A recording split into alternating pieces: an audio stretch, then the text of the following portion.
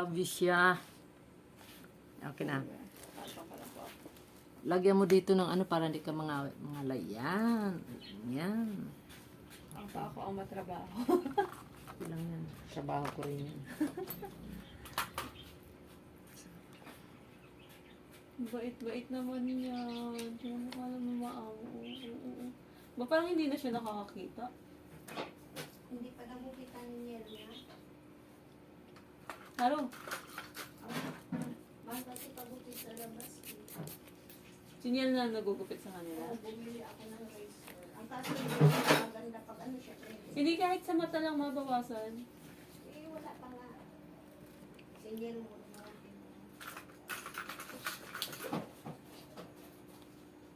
May pasok kasi siya nung Sabado, half day. Oo. Bawasan ba to? Hindi na. Nag-marathon. Ano Bawasan. lang? Pudpudin mo po.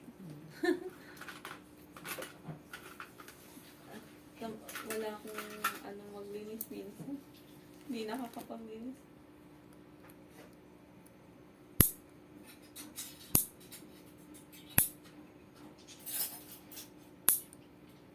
Kailan ka pupunta ito? 27 pa? Alam na niya. Opo. Sinuli ko yun. Ha? Sinuli ko siya. Para makakain muna ako.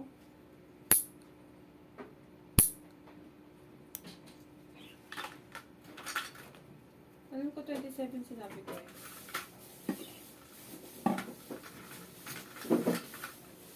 Sa Sunday, alis ako ng gabi.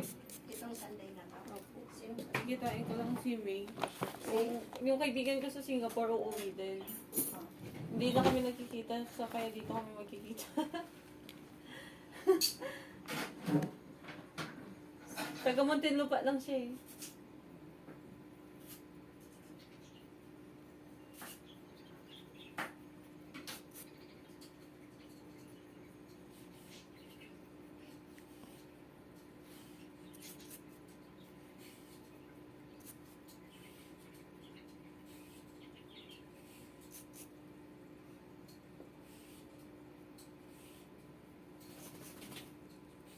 Gawa mo, ma? Yung sa Shanghai. Oo. Konti lang. Kumain ka na po? Ay, oo. Gusto mo kumain? Okay lang. Takot yan malaso. Hindi ka nagkakain. Grabe siya. Ano to si mama na? Pasaway ka Dinuguan. talaga. Bawal yan dinuguan sa Badistaya. Ay, sorry po. Nang May tilapia naman. tilapia. Wala, Tapos busog may pa. greyhound kami dyan dati. Graham te. Yung ginawa ni ate ni Leslie. Sinagad ko ha. Opo, sagot. Subok tayo konti mamaya. Kagabi pag uwi ko, Lakda, ano? hindi na ako kumain. Sabi ko, hindi talaga naka-online na. Tapos, hindi kasi nung nandun na naman ako kailan ni Ma'am Ada, tinantakan ko ang 4 na hiwa na ay, ang sarap ng niya, palaman. Hindi na ako naghapunan kagabi. Yung gardenian. Busog na busog ako. Pag matanda na pala, no, ganun palang Oo, ako din. iba na yung makakain ka ng hindi mo na yung pagkain mo pag parang yun na yun. Mama, niniwala ka, ako din.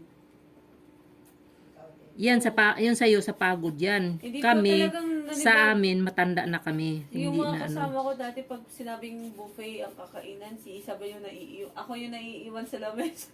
Taga-ubos. Ngayon hindi na. Tumatanda na. Yan ang napapansin ko ngayon. Pag nakakain ako sa labas na kahit merienda, pagdating ng gabi hindi ko na yan. Hindi ko na makuhang kumain. Tsaka hindi, natatakot din ako na kain ka ng kain, baka mamaya ma-high blood. Kailangan din ako. Wala kang iniinom na maintenance. Wala. Buti ka pa na. Ako, normal Ako, lang. nag-umpisa lang to nung napahinga ako sa bahay, tas tumaba. Nung bira-bira ako nun, normal na normal yung BP ko dati. Inaano nga ako nung di pa ako naoperahan, bibigyan ako ng maintenance. Sabi ko, ayoko nga. Kasi, kaya lang naman na yun na tumaas yung dugo ko 140 dahil gawa ng yung na parang malandi ka. Kaya. Sino yun? Charo. Haro? Hmm. Haru, haru. Haro ha. Pag ako sumigaw, takot yan sila. Pati sila. Oo. Alam nila may tama sila. Teka lang, teka lang. Si mama, mama oh. Ma oh. Makikipag-arutan eh. Parang mga talaga eh. Tuloy natin sa may mukha mo. Wala ka namang kita. No?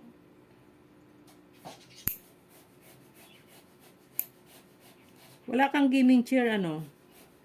O, hindi nga kami gumagamit. Ay, oo nga pala, no? Ang kulit ko talaga. Kulit ka rin. Kasi, Bakit? sorry naman po. Bakit?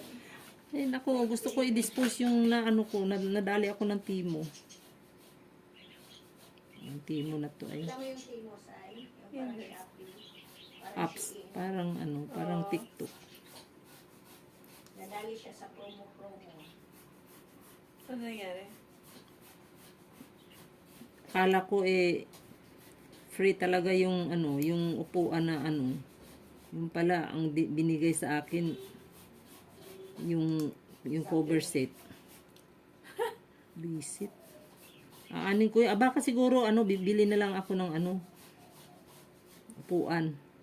Bili ka na lang, tas yung boy mo doon, paikot-ikot siya, upo sa Mm-mm. tabas, pag siya na mag-isa ka mo habang nagluluto.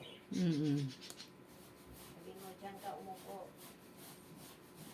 Masakit? Sabihin mo pag masakit ha. Hindi ko nga nararamdaman. Ay, grabe siya. Wala, ang gaan nga eh. Umuwi na yung ano, yung Japan. Kaninang umaga, nagpaalam sa akin, nasa airport na siya. Sabi niya, Telma, andito na ako sa airport. Hanggang sa kumi, kasi no isang gabi, pinatawag ako, kantahan daw ulit. Alam mo yung alas 8 pa lang ganda, grabe na yung antok ko kasi hindi ako nakapahinga nung hapon. Sino yan, mama? Kapatid ni Kuya Dan, yung may-ari ng bahay. Dumating dyan. Siya nagbigay ng bag na yun, o yung nasa lamesang itim. Yun. May siyang itim. Lagi yan may pasalubong sa akin. Wow, ganda naman. Tas, Friend mo na? Yan yung may Matagal mga na. anak na pumunta ditong Hapones? oo. Kada uwi niyan, laging ano, tas 2 beses nagpasama sa SM. Tanong mo naman Unang po kayo beses. sa Japan. Tapos ano, sabi niya, Telma, andito na ako sa ano. Ganda maniwala kang senior na yon. Napakabata ng hitsura, di ba? Oo. Sino ba yun? Senior na. Wala lang sa ano. May ID na nga yun. Talaga. Oo. Kaya pala, alanganin siyang tumawag sa akin ng ate. Kasi senior na pala siya. Kasi ang iniisip niya, baka daw, ano, mas matanda siya. Oo. Tapos nagulat daw siya na, ano, mas matanda ka daw sa kanya. Oo. Ewan ko kung matanda ako sa kanya. Wala naman. Matanda ka daw sa kanya. Kinuwento niya eh. Sabi niya, Telma, nag-alangan akong tumawag na ate kasi baka mas matanda ako sa kanya. Nung sinabi niya edad niya, mas may ano siya sa akin. Kasi senior na nga din siya. Hindi ko naman ano. Hindi naman halata sa itsura ng senior. Ilan taon ka Maliit lang po? pati siya. Ako? Opo. 65 na. Weh? Po? Oo. Mama, mas mukha ko. Kaya mo. Ewan ko naman, magagalit na naman. Pero dati nung payat ka ganda, mature din itsura mo na. Oo. Yung nasa salon ka. Oy, kasi ano Stress ka rin doon. stress ka sa mga kasama. Iba talaga itsura mo noon. Oo.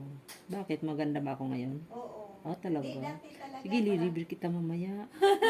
Dati hindi. kasi parang Ayaw niya yan eh. Ang tanda mo, tas payat. O, kasi puyat nga eh. Oo.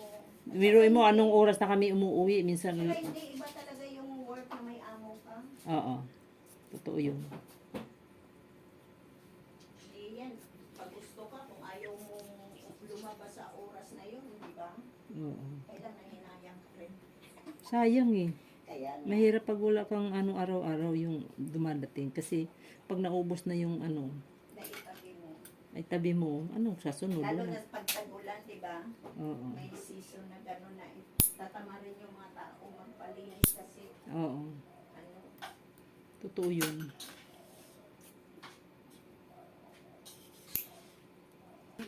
Tapos ang 'di ba late na. So ang daming nakalib sa amin. So inano-ano ko pa. Tinansya-tansya.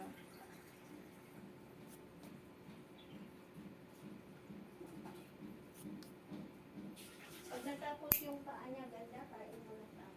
Sige, kain lang kayo. Ha? Busog pa ako eh. Ay, di, preham na lang. Oh, yan. Hindi ko tanggalan yan. Kasi ako ganda, hindi talaga ako kumakain sa umaga. Bihira lang ako nagtitinapay. Kaya pagdating ng alas 10, ano na tiyan ko. Gutom na. Pares tayo, mama. Pero Brunch ako lagi. Pero ako kasi kalimitan ako naiwan. Pag walang kanin, hindi talaga ako nakain. Tinatamad ako magsaing. Oh, kasi masisira kasi yung Hindi kanin. rin, nanghihinayang ako sa kuryente kasi rice cooker, di ba? Mm. Kaya minsan, kung may tinapay, minsan biskuit, minsan wala. Ang ginagawa ko, aga ako magsaing mamayang hapon, maaga ako nagkain. Mm. Maaga ako magluto. Tumunog na yung washing. Hindi, ano yun? Basahan. Ganda. Babae yun.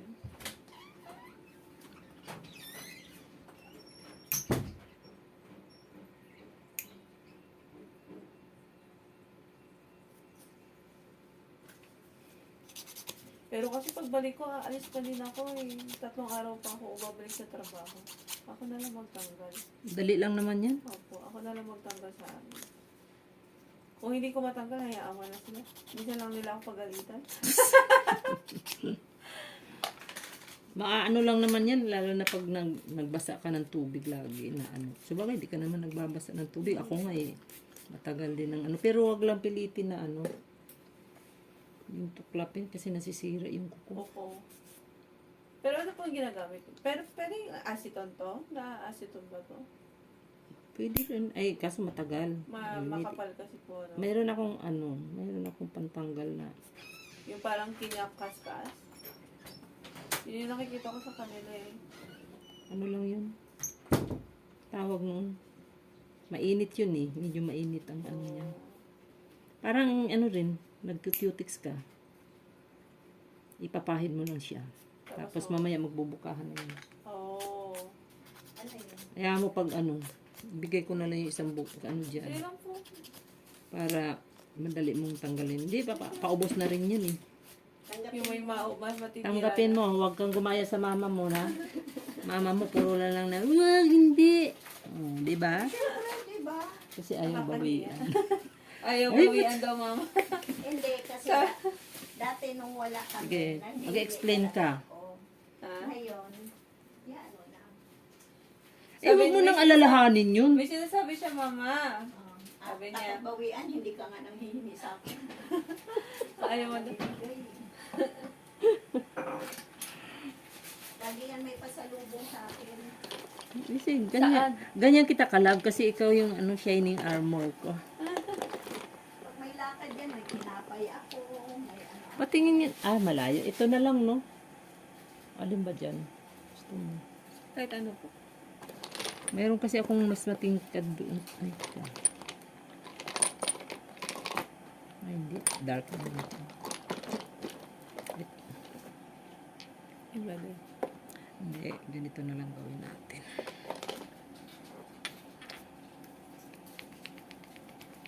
Mamaya ganda, wala kang service. Pag walang, ano, medyo, ano ba ngayon? Friday, no? Bukas Friday. pala pahinga mo, no? Oo. Bahay ka lang mo. Oh, okay na to. Mm-mm. Kapit.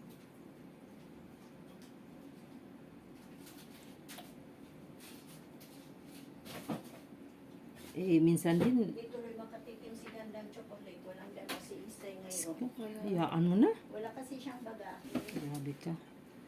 Ayun nga, binigyan nga ako ni Ma'am Marian ng chocolate. Andoon pa sa ano ko, lagayan dahil, ay, alam mo naman, matanda na tayo eh. Kaya, sa amin, tumatagal Nag-iingat. din ang chocolate sa amin. Inisip ko din yun, hindi ako magbibili ng chocolate kasi hindi naman na kayo nakain ng chocolate. Nakain, pero hindi na nga gaya dati. Dati, Yung takam na takam sa tsokolate Oo. ko, ano. Hindi, yung anak ko nung nasa noon sa Qatar, pag uwi niyan, sabi ko sa'yo, abutin ng 1 taon yan, lagay ko yung sa cabinet. Pa unti-unti nang kuha dahil siyempre matagal siya babalik eh. Sa December mauwi ako. Ay, gawa ng bahay. Hindi, wala pang bahay. Pero kasi akala ko nga sa bahay. Eh, Wala since pa ba? pinayagan naman Pero ako, ang sabi, di ba 3 to 6 months, di ba? Hindi. 10 to 12 yung construction. Lo, ang tagal- Nakaka, lang ng permit ng pag-construct ng bahay.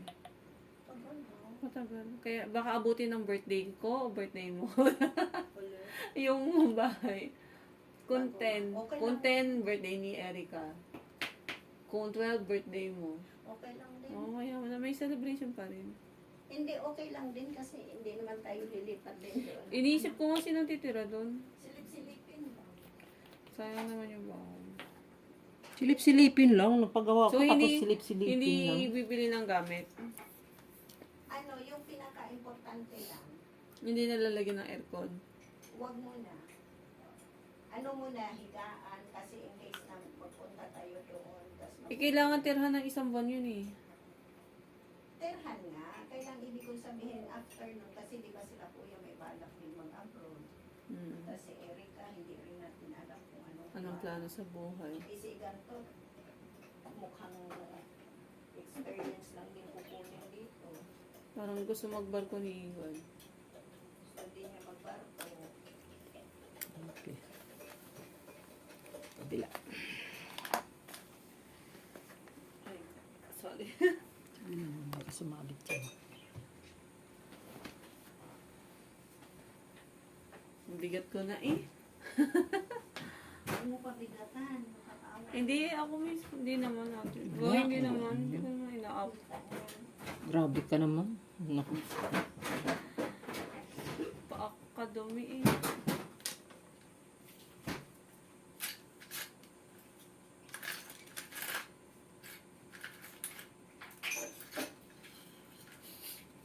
Gusto ko dinuguan.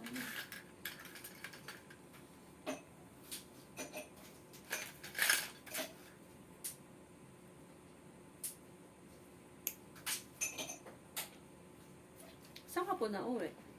Diyan lang siya. Yan kinaalin natin. Sa dulo? Siya.